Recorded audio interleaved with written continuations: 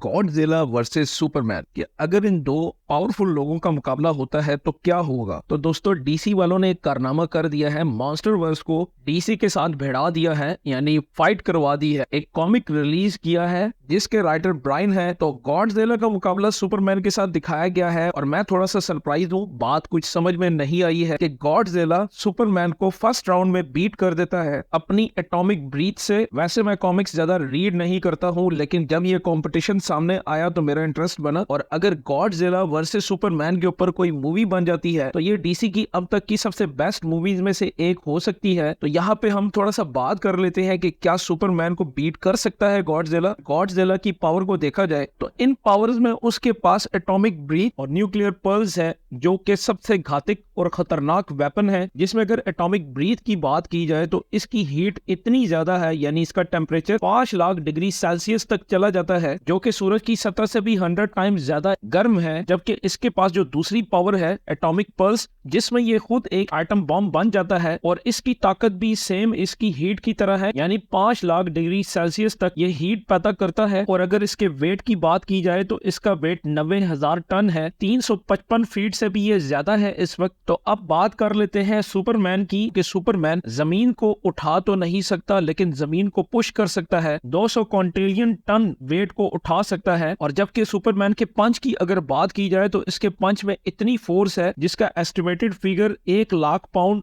पर square inch है, जिसको आप न्यूक्लियर बम के साथ कंपेयर कर सकते हैं। ये अपने पंच से इतनी ज्यादा पावर क्रिएट कर सकता है। और अगर सुपरमैन की स्पीड की बात की जाए तो वो फ्लैश की जितनी स्पीड रखता है। और इसके हीट विजन की अगर बात की जाए तो ये 5000 डिग्री सेल्सियस पे चीजों को पिघला सकता है, यानी ये अर्थ को डिस्ट्रॉय करने के काबिल है और किसी भी स्टील को ये पिघला सकता है। इसके अलावा इसके पास टेलीकाइनेसिस और टेलीपैथी भी मौजूद है। सूरज के बहुत ज्यादा करीब भी जा सकता है, यानी ये सर्वाइव कर सकता है। सूरज से ही इसको एनर्जी मिलती है और जितना ज्यादा सूरज से ये एनर्जी एब्जॉर्ब करता है उतना ज्यादा ताकतवर होता जाता है। जमीन के अंदर फ्लाई कर सकता है सुपरमैन, जमीन के अंदर भी जा सकता है। और ये हम उस सुपरमैन की बात कर रहे हैं जो सिंपल हमने अभी तक देखा है। जबकि इसके मुकाबले में सुपरमैन 1 मिलियन प्राइम, जिसके बारे में आपने कॉमिक्स में भी पढ़ा होगा, तो अगर ये उस फॉर्म में आ जाएगा 1 मिलियन प्राइम में तो इसकी power, durability, strength, stamina, speed बहुत ज्यादा एनहांस हो जाती है, जिसकी लिमिट्स नहीं है। इसके अलावा सुपरमैन को सिर्फ एक चीज खत्म करती है